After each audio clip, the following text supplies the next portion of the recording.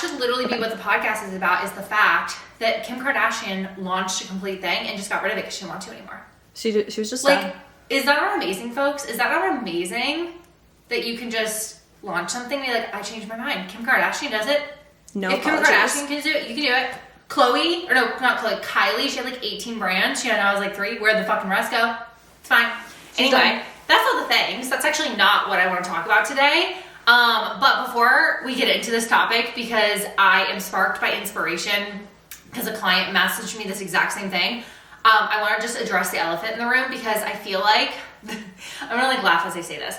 The podcast is about transparency, you guys, so I have to be transparent with you. I haven't gotten a spray tan in 7 days, okay? Like, let's just all be honest right now. I have caked on. Actually, I forgot to bronze my hands, so this is a problem. I've caked on so much bronzer to try to fake the fact that I look tan. I do not, and we have a snowstorm right now in St. Louis. Also, my hair just hates me. So everything hates me today. My skin hates me, my hair hates me, I'm just here. But we have this like terrible storm, and about a year and a half ago, I was in a car accident. Well, I didn't know it was a car accident until after, like I scraped the side, but I was so like focused on not crashing that I didn't even realize my car was hit in like horrible rain. And now every time it snows, I have a massive panic attack, like, or rains or whatever. So I really struggle to drive in the cold. And so I have not actually left my house since Friday, and it is currently a Wednesday. So many apologies on that. So I just wanted to address that. I want to be honest with you guys. I want to be transparent about why I look horrible today. But also I do think one of the things that I love, I got this is not what I want to talk about today, but I did get a message from someone who's like, I love your branding. I bet it's really hard to be consistent on social media because you always have to be dressed up. You bitches are crazy if you do not think that I hop on TikTok with pimple patches and whatever else. You know what you do? You add a fucking filter. Add the filter, it will blur all the shit out. You'll look fantastic. Fucking post it, move on with your lives. Stop making the excuse that you have a luxury brand so you can't be like authentic and messy and sloppy on TikTok. Same with the podcast. Both are completely different brands, but with Full Plate of Pasta, I wanted it to be about indulgence and like just loving like the moment and the thing and the food and the whatever zone you're in, right? If you're eating, if you're drinking, if you're sitting with friends, like whatever that thing is that just like makes you feel like in love with that moment, in love with that item, in love with that experience. And sometimes it's throwing your hair up or just like sitting in something comfy. Like I'm literally wearing a workout t-shirt and leggings. And I think originally when I started the podcast, I'm like, I'm gonna dress up and sit with a martini and blah, blah, blah. But that's not like how I live my everyday life. So I want to be very like authentic today. And unfortunately my authenticity comes with a lot of very pale, untanned skin this week. But what I want to share with you guys today came from inspiration from a client. Actually, technically I've been alive. 2 clients in the last 24 hours. And this conversation was really stirred because both of them are not super established business owners, but they are newish enough in their space where they're feeling like, you know, I'm in momentum mode. I'm trying to figure out my business. I'm trying to figure out like where I stand. I'm trying to build authority. And they are doing a fantastic job, but they're also entering into like new ventures. So the one is a marketing agency owner and she is wanting to launch like a course or a product. The other individual started in like the master resale rights space and is trying to kind of create her own authority, I guess you can say, in the space of helping people like master their niche and create a profitable offer based on like what their existing zone of genius is, which by the way is like all what I'm about in life. And even if you're not a business owner, I hope that at least this conversation can be helpful because probably somewhere in your life right now, you are comparing yourself against someone who is thousands of steps ahead. And I do think that we're very aware of the idea that someone's ahead of us, has more experience than us, and that we shouldn't compare our existing reality to theirs. However, the thing that I don't see people talk about a lot is how we feel like we're perceived in comparison to that person. And the reason that I want to say this and talk through this is because both of those individuals have privately messaged me. They're both in my mastermind. They have a lot of access to me. We talk back and forth every single day. Both of them have messaged me in some capacity saying, if this person, and they literally name someone in their niche, if this person is here and I'm here, why would someone ever hire me? Like they make more money than me. They have more success than me. Why would I ever be chosen if I'm not the best? And I really want to like deep dive into this idea that like making more money or having more experience makes us the best. It's kind of like the same type of shit that people tried to lean on years and years ago of like, oh, you have more degrees, so you're more worthwhile. I remember I was a lifeguard at the Lifetime here in St. Louis, Missouri, and this guy was talking to me and he's like, yeah, I have these 4 degrees. And I remember like at the time I was finishing up my bachelor's and I was like, oh my God, he probably gets every job in the world because he has 4 degrees.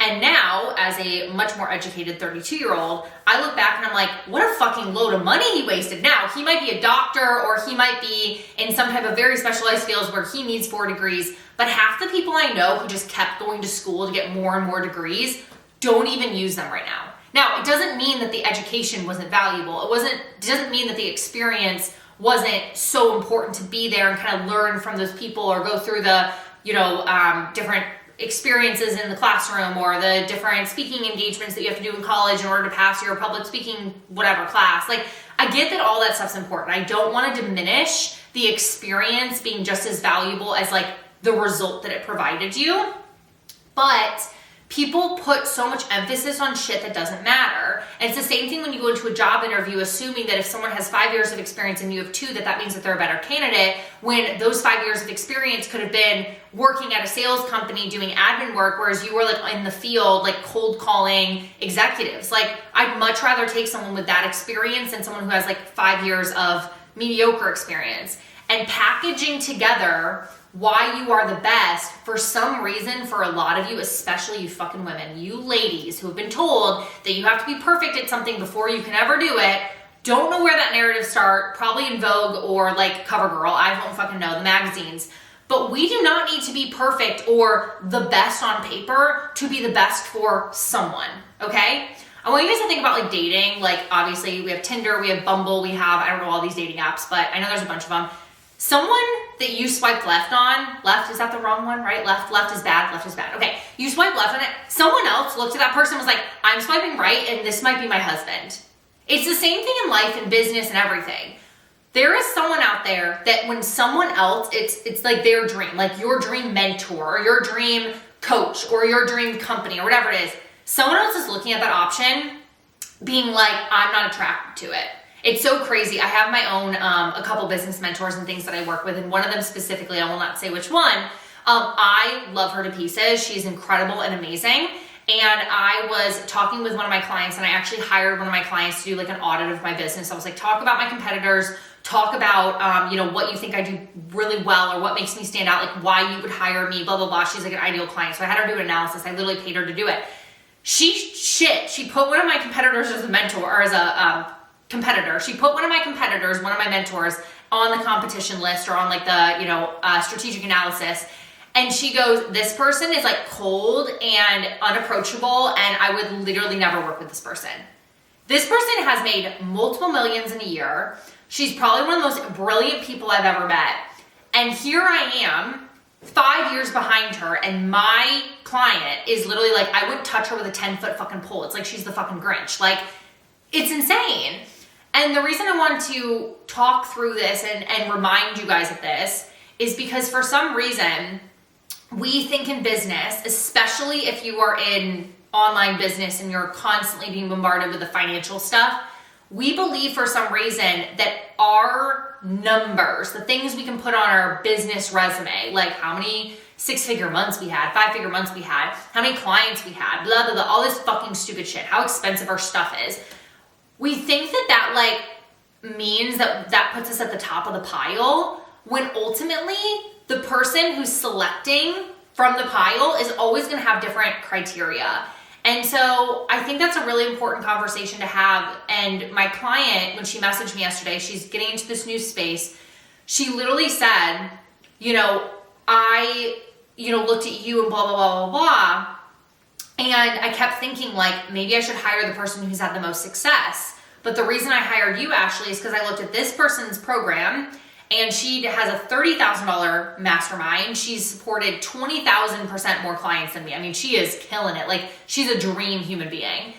And she's like, I looked at your program and I eliminated the price point. I eliminated your success. And I said, in her program that was $4K, I got no custom support. I was constantly, she was in like a micro program with her. I got no guidance. I had no idea what to do. I felt lost. In your $97 masterclass, You spent 30 minutes answering all my questions, even though you had 40 other people in the room. I felt like I was the only one in the room in a $97 masterclass. I knew by spending $10K with you, there was no fucking way you weren't gonna be everything I needed and more. I couldn't even imagine how much support I would get in a $10K offer when your $97 offer. And she goes, that was my deciding factor.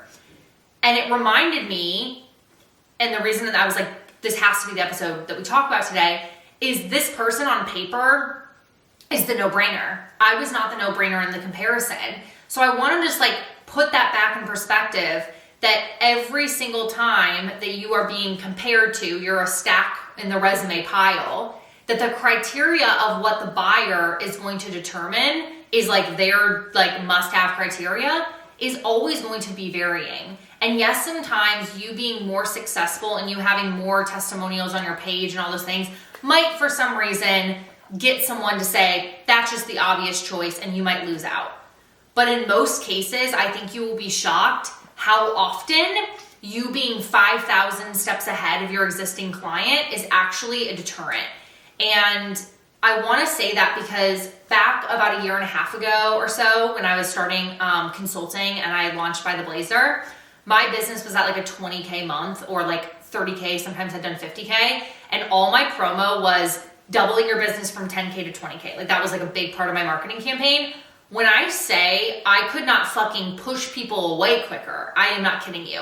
Daily inquiries, easiest yeses ever, constantly got people who are like, I'm obsessed, I have to work with you. The moment that we did 6 figures in about 25 days, and I was like, we did our first 6-figure month. The moment that became my strategy, my account was silent. You know why?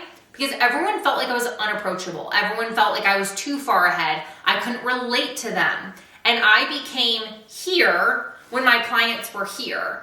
And I want you guys to think about anything in life, right? I don't know if any of you guys are like marathon runners. I feel like I use this example a lot. If I said, hey, fat ass, I would never say this, by the way. You've been sitting on the couch now for 365 days. I'm actually talking to myself, and this is like a self-motivation speech to myself. Hey, you fucking fat ass, Ashley. You told yourself you'd go to Psycho Bar this year and you went twice.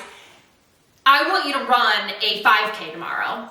You'd be like, what the fucking A? But if I said, hey, I need you to create a consistent routine where the next 7 days you move your body for at least 30 minutes, you'd be like, I can do that. So why the fuck do you think by being like, I'm Lord Almighty, I am the Elon Musk of whatever you do in life, your job, your career, your whatever. Why do you fucking think that anyone wants that? Most of the time, we're kind of repelled by people that feel like they have it all together and like know everything and just have like perfectly executed like all of life.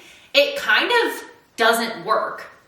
And when I was in business trying to scale, my brain thought, mistake, the more success I have, the more testimonials, it just becomes a no-brainer to work with me. I can charge whatever I want. People will come to my door, and I actually found it a lot harder. For me, I found that the reason people really want to work with me is because I'm in it with them and I genuinely care about them. And unfortunately, in the business coaching, online consulting world, that's like unfortunately very rare.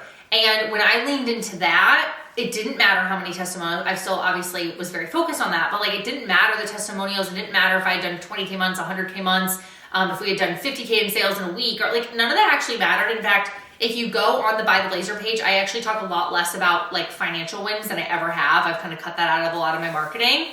It just doesn't matter. And so when you are thinking about yourself, when you're thinking about that stack, right, of like what makes you stand out, I really want you to just figure out what like your special sauce is. And for most of you, it has nothing to do with financial wins. In fact, same thing when I was in like the financial coaching, consulting space. I think a lot of times when I started talking about like wanting to becoming a millionaire, like wanting to be a millionaire, like I talked about that. When I was on the journey, people related to it more than when I was like, hey, I've accomplished this goal. So stop thinking that you're automatically a lesser version or a lesser choice because for some reason you don't have as many accolades or stars next to your fucking name. You know in like elementary school how you had like the chart and every time you did something good you got a fucking yellow star? Did anyone like the person with all the yellow stars? I don't think so. I think they were the person that was like beat up in recess or something. Like Not saying, by the way, not to be like the best at what you do. That's not the point. But I do want you guys to remember that there's always going to be something that you are like masterfully wonderful at. Like you are going to have that gift. Let that be like the reason that you're hired. Let your story, they always say in interview, I'm like exceptionally good at interviews. They always say, let like your story, like your journey be like the gold star, right? The thing that gets people to buy from you. And every single interview that I've ever been hired in back when I was in corporate life, I got the job because I was like, I paid myself through school. I'm a hustler. And you know what people want in business? A hustler, a go-getter. Now, unfortunately, that also means that people think that you're just gonna work every hour of the day, and I did do a lot of that as well. But for the most part, like that was honestly like the thing that was mine. And that's why when I went into a sales job and they said you need at least a year of experience, and I had none, I literally talked about recruiting as a sorority girl, and I talked about my ability to persuade and to get people to be bought in on the thing that's most important to them. And I had to sell my interviewer like why his daughter should join Sigma Kappa, which was the sorority I was in. And I answered that question, like kind of like the sell me your pen. And in that interview, I remember it was for Enterprise Rent-A-Car, it was for an internship.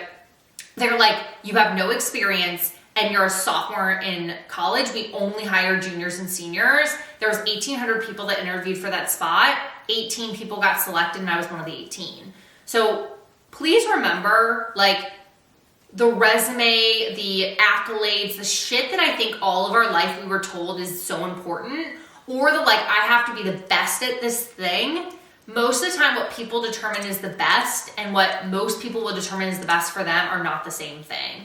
And so if you're sitting there and you're like, I want to launch this or I want to do this, but I'm not amazing yet, or there's other people that do it, that is such a fucking dumb ass way of looking at things. There's so many business owners out there that come out with something and then masterfully like completely change the industry. And I'll like name a couple. Bays, I was just talking to Lexi, my bestie, you guys already know Lex. Lexi has a friend who wants to buy a Bays bag. I own like 14 of them. I literally just pulled. I was like, this one does this and this one. Like I was literally like modeling Bays. Thank you, Shay Mitchell. Like send me your commission check for the promo. But Bays literally came out with luggage. Do you know how many fucking luggage? It's like Samsonite. I love, by the way, Samsonite luggage, 10 out of 10, amazing. I don't know how Bays luggage, but like Samsonite luggage, hard shell stuff, whatever. I got mine. Samsonite and like, you know, all these big brands that have been around for fucking forever. And Bays comes out and is I think a $3 million company in a matter of a couple years. Her stuff is innovative, it's simple, it speaks to a very specific demographic. She could have very well said, well, there's already people out here doing this, I'm not gonna touch it. Fucking stupid. Do you know how many fucking makeup brands are out there? Rare Beauty, are you kidding me? Celebrity endorsed, everyone hates that shit.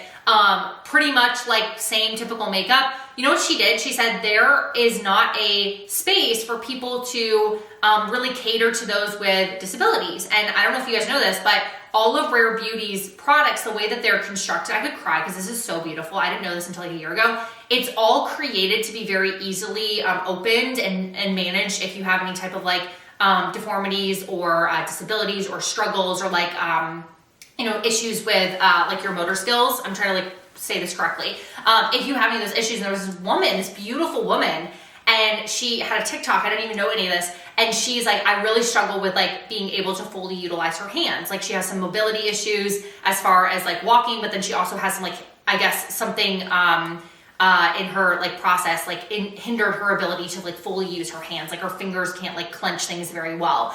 So she was talking about all these issues and she's like, you know, I've had to learn how to do this in here and listen in here. And she's like, the one thing that I could never figure out is like how to utilize makeup. So I stopped wearing makeup. I never felt beautiful. And then here's Selena Gomez, the celebrity that I follow, comes out with a beauty line. I was like, I'd love to try it, but it won't work for me. And then she finds out that Selena Gomez had all this work done to make her products accessible for people who had all these struggles typically with like opening things or using products. There's this beautiful guy, he's on TikTok, he has no arms and legs, like literally, and he like uses Rare Beauty products and uses these makeup products and literally like uses his shoulder to like apply makeup. And I'm like, this is so fucking cool. Some brands just have a vision, and if they never started because someone else did it, like they would never be what they are today. And I know I'm utilizing two like big celebrity brands that have a lot of funding and a lot of like just there's capital and a lot of investors and all these other things, fine. But I also want you guys to think about how many people are in your inner circle that have done something, because all of you guys have this, where you saw someone do something and you're like, I actually thought about doing that a couple years ago, but I got afraid, or I decided not to, or I got busy. And one of the things that always haunts me to this day is this blog that I had called Post Grad Gab, which probably 10 years ago would have done exceptionally well. And when I was like 22 years old, going into sales, I was so nervous to start it because I didn't want anyone to judge me. But I really wanted to do blogging about what women can do to be successful in their 20s. And now what does all these people do on TikTok? They talk about what to do, how to manage your finances, how to do a 401k. All the things that I wanted to do like 10 years ago and probably would have made millions of dollars doing it by blowing up on YouTube, I was afraid to do and I didn't do it. So stop letting your starting off point be like your ending point. So many of you guys are cutting yourself off at the freaking legs and like stopping your journey before you ever got started. And there's literally people who have less talent than you, less time than you, who are not making the fucking excuses. You are too damn fucking good to not be exceptional. And if you think that what you are bringing to the table is not worthwhile, then you need to get someone, literally get an Ashley Bennington into your fucking head to yell at you on a daily basis to remind you that it's not how much of something you have, but how amazing it is that someone connects with. Your depth, your knowledge, your personal experiences, all those like elements that make what you're bringing to the table the best, that's what people buy.